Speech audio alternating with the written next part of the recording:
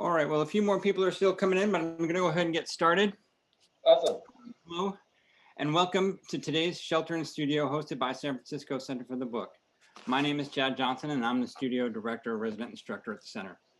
Today, we are very happy to have James Tucker welcome us all into his studio in the Mission District of San Francisco. James opened the Aesthetic Union, his letterpress shop and design studio, in 2013. And together with his small team has worked closely with both large and small companies to create traditional printed matter using contemporary techniques. His art practice is woven into the framework and production schedules of the shop's presses.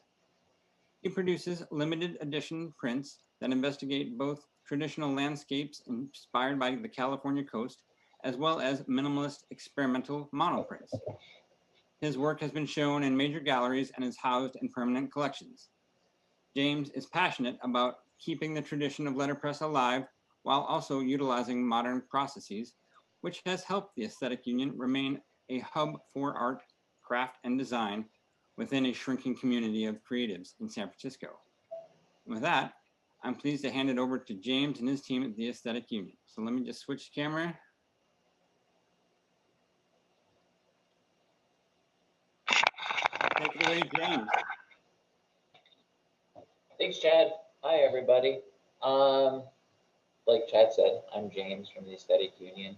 My team is on lunch right now. You're in the front of my shop, so you won't hear any presses going on right now. But usually it's full of press noise. So just to give you a little bit about myself and stuff like that, just to expand on what Chad introduced me in as.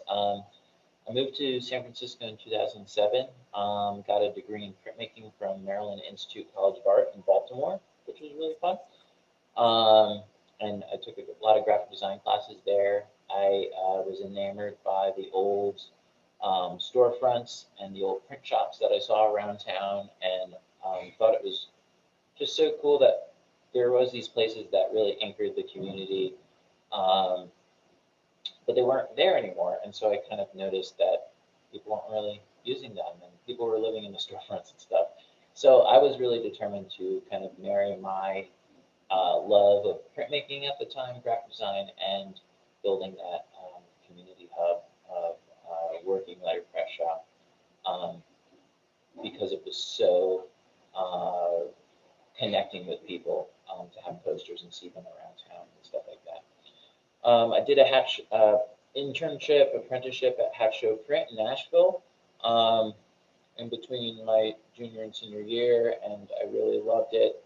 I got to know all about wood type and old cuts and how to print in that manner. And I also noticed how cool it was to just have people come into the shop. They had like a little retail space in the front. And also they get to see the press room in the back and just see people working. And I thought that was really important too. And this was about the time that you had a lot of shows about the food industry and stuff coming out about chefs and about the processes of that. And I thought, well, that'd be very interesting if I could talk about that and have a big component of printmaking or letterpress as a education for the people consuming it as well. And I think that's why like the food industry has done so well, because it's really, people see the origins of it and they consume. People don't consume as much print as they do food, but the good thing about a poster is it lasts. It's not just good for one meal. So I thought that was really clever, and I thought that was great. So I moved to San Francisco here. I think there was about like 20 letterpress shops or something at the time. 2007, as I moved here, I got a job at Tourist Book Factory, which is actually down the street from, or was down the street from where I have my shop now on 16th and Harrison. I quickly became familiar with the Center for the Book, and I helped out there and gained a lot of volunteer hours in their old space, which is just around the corner from where they are now. And got to meet some great people. Had a job at Hello Lucky, which was a wedding invitation and greeting card printing place, and I got to learn how to operate not just Vandercooks, as you see behind me, but Heidelberg windmills and Heidelberg cylinder presses, which were really cool because that was really pivotal in making kind of a job shop happen. And I also learned how to make photopolymer plates and film and stuff like that. So it was really awesome as well. I also got to weather out the recession there too. So that was good. And I saved a lot of money. And finally, I got laid off in 2012. I was working a couple jobs at the time. And then Heath Ceramics, which is a ceramic company in Sausalito. They've been making ceramics since 1940. They bought a building here in San Francisco in 2012, and they wanted to put makers around the outsides and kind of subsidize their rent. And so they contacted me by getting my name from a couple people, and they asked me if I was interested in continuing doing letterpress. At the time, I had a Tumblr called the Aesthetic Union, and it was basically all the print projects I was doing after hours at Hello Lucky. So I was printing stuff for my friends, I was printing stuff on my own, I was working on starting a book. So my name was out there, and I said, sure, I'm not doing anything else. I had some money saved. I bought a windmill that was in storage. So I had a windmill, and I had a guillotine, and I asked my friend, Risa Culbertson, to split the space with me and help out. And she brought along Chandler and Price, a foot treadle operated Chandler and Price, and her greeting card business. And kind of modeling it after Hat Show Print, we wanted a walk-in retail space as well, which we have right there, as you can see the storefront. So we opened our doors in 2013. It looked nothing like it does today. So we've been operating constantly since then. Right now, I have 3 employees. I have a pressroom assistant, pressman, and then also a project manager, which is really cool. I got a lot more presses, so because we're the technical crowd, I can use the proper names, not to say presses. So I have a Vandercook 219, which is behind me over there. I have most recently a Vandercook Universal 1, which is really cool. They're both manually operated. The Universal 1's from the 1960s, and the 219 is from 1931. Really, really great presses. Those are up in front because I think they're really beautiful, and it's really great to operate those and talk to people. And sometimes, when it's not pandemic times, invite people in and have them operate the machine and just run a quick wood type setup I have. The other parts, I had to switch to my desktop, so I'm not going to walk you around the space entirely, but I think I can turn the camera a little bit. Yeah, so you can see the other production parts of the shop as well. So we have a guillotine, which Daniel, the project manager, is working right now. Old Chandler and Price, or Challenge, which everyone has. 2 Heidelberg windmills, which you see in the picture too, right there. One I started out with, and also the one back in the back is the one I was trained on at Hello Lucky. They decided to close up shop, move all the production to Egg Press up in Portland. So really cool thing is I bought that from somebody who bought it from them for super cheap, and it had a foil unit on there, so we can do foil stamping now, which is awesome. On that press, it also feels really good to be reunited with that press. Other equipment you can't see right now is a Heidelberg cylinder press. It's the smaller version, so it's a 16 by 20 press. Those presses are super cool because if you're familiar with the Heidelberg, they're like the culmination of letterpress, like 500 years of printing, and they're still around, and they make big, big presses, very expensive. And they use air suction, so you can operate, multiple machines with one person. So making money is really easy for them. Not making money, okay. But you could try. What other things we have too are we just got a image setter.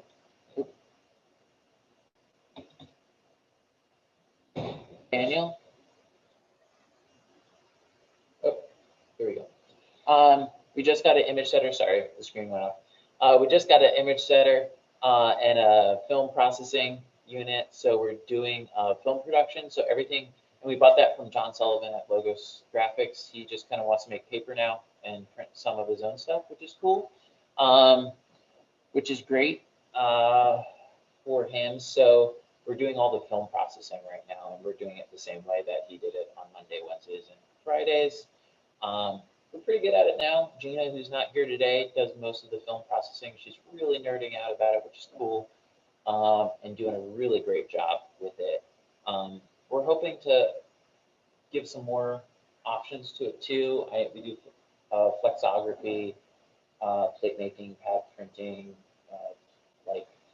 film, and some other film stuff too. We also make plates. We have a big A2 Anderson Breland photopolymer plate maker. So we have a small space, about 1,700 square feet, but we do a lot of stuff in there, mostly because during the pandemic, we've had to close this space off for the retail. So this was all retail, and now the retail is very small in the front, but we still sell a lot of the art prints and stuff like that in the front. So that's just kind of like what we do here, what we have, stuff like that. But what projects do we do? What makes us special? You know, why aren't we another letterpress printer? Well, it's really sad to see that a lot of letterpress printers and a lot of printmaking have moved outside the city right now. I don't know, between Marion Press, Center for the Book, and us, there might be one or two other commercial letterpress printers out there, but it's, I mean, I moved here because there was a lot, and but we're out there. We just have to let ourselves know. That's why Center for the Books is a great resource. But so things that we do here, we do a lot of commercial stuff, of course. So you can see some projects like this we did for Jessica Hish right there. We're always doing a lot of more kind of experimental, like overlapping prints, things like that, which are really, really cool. So not just using wood type or photopolymer, but really blending the two. This is a good example of that too. So this is a linoleum block carving I did for the Hunter S. Thompson documentary recently. So this is photopolymer, this red part, that's wood type. And this is photopolymer, like a freak is down here. Linoleum is the background, sorry, that's wood type up here. So it's a combination of that thing, of those methods we use there. I mentioned we did foil stamping, a little foil stamping card. You know what all foil stamping is. It's shiny, it's a heat released method, which is really fun. It really expands what we can do in our services as well.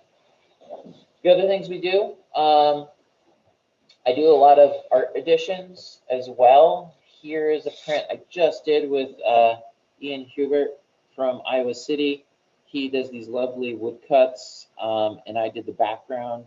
I really got into linoleum cut printing and woodcut printing. I really am fascinated with like William S. Rice and Tom Killian and things like that. So, and also using the letterpress as a printing tool to complete those processes as well. So I did the background. You can see kind of little sparks if your camera is good enough. Ian did the wood type in the bottom here. He came up with the phrase, and he also did the wood cut here. He's just has this amazing 1930s kind of style. Really, really cool.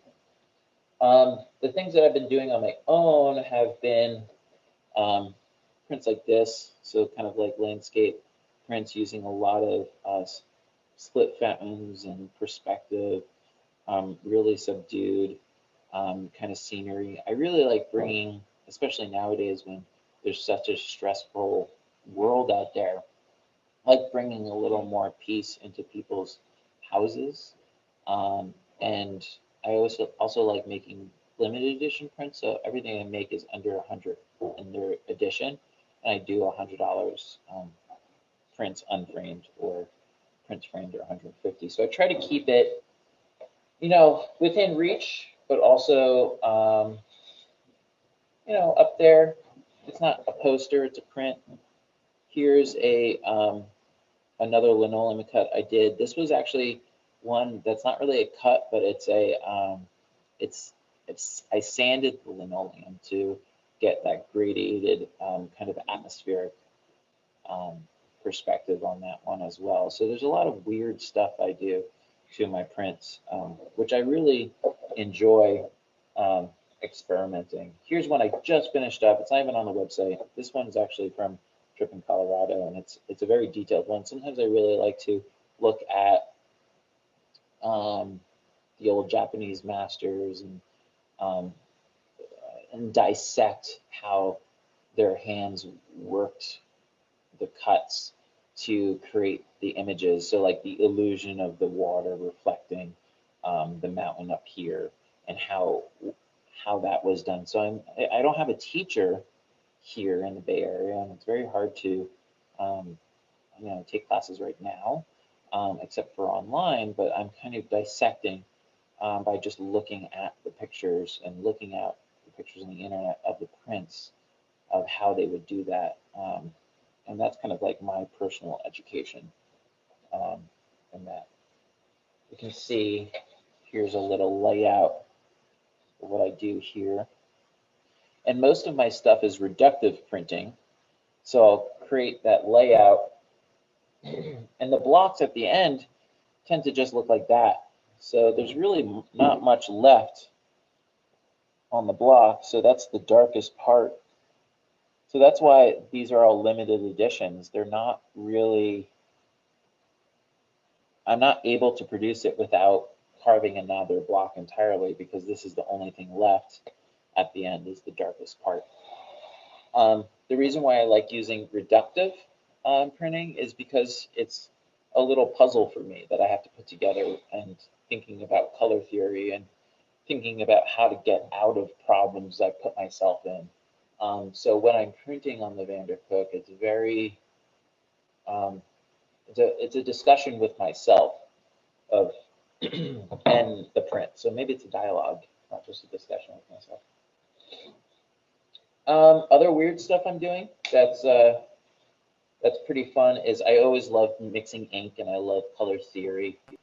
And a lot of people who've taken my workshops in the past, because I'll do a 3-hour workshop for people, is they love making ink with me. And so they always wound up taking home their little cards we put on the digital scale for mixing and weighing out Pantone color. So I thought, well, that'd be cool if we can sell those. So now when we mix ink, we're actually mixing ink on these cards that we just print on the back. What the description is, they're little ink swipe cards. So we print just blanks of these paper, and we just use these blanks to mix our ink now, and then we'll sell them as our ink swipe cards, which is really fun. You never get anything that's like exactly the same. They're little paintings with ink. They take a long time to dry, as printmakers, as you probably know. Ink takes a long time to dry sometimes, and it's also very quick to dry when you don't want it to dry. So, we have a whole system of drying that, and what ink's not what to use. Like a blue is very hard to dry, as you know, right? So that's very difficult as well. One of the coolest projects I did was, we work a lot with Heat Ceramics. Yeah, they're our landlords, but they also throw me some really cool projects sometimes. So this is a cyanotype print we did in our plate maker. So we made a stencil of the number 4. It was for the design series number 4. We brushed on our cyanotype and used salt to create these this texture within it. So it's not just letterpress we do, even though there is some letterpress on the bottom here that you can't really see, but it's printmaking in general. I do have an etching press in the back that's a really fun etching press. It's disassembled right now because we don't have the room for it. I would love to expand into like a little studio of my own, so I can lay that out and make some really big wood cuts on some parent sheets, like 26 by 40. But yeah, not right now. We're kind of focused right now on surviving pandemic mode with everyone intact and getting paid and doing the business of trying to keep this community hub alive. So, Well, thanks, James. That's awesome. yeah, thanks, Chad.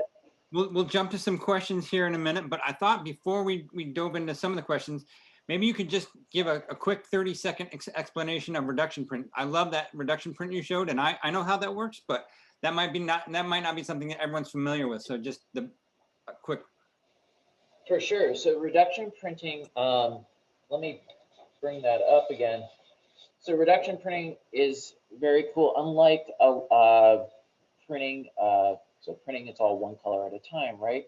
So with reduction printing, you're starting out with the lightest color. So this would start out with a very, very light green, and I would print the light green on the whole block. And then I carve away the light portions, and then do the little darker green, as you see in the clouds, then print the whole block of that darker green. Then I take away those and then print. I think I did the kind of mauve-y, kind of purpley there. And then I print that and then take that away. So I think sometimes they, it's once you carve something away, you can't go back with it. You can't reprint with it because your block is carved away. So it's really, really a fun process, and you get into a lot of problems sometimes, which is really fun for me too. I mean, this print here is actually 3 or 4 color block print. So I actually made different blocks for this one. It's not a reductive. I tend to like the reductive a lot because you're using the same block.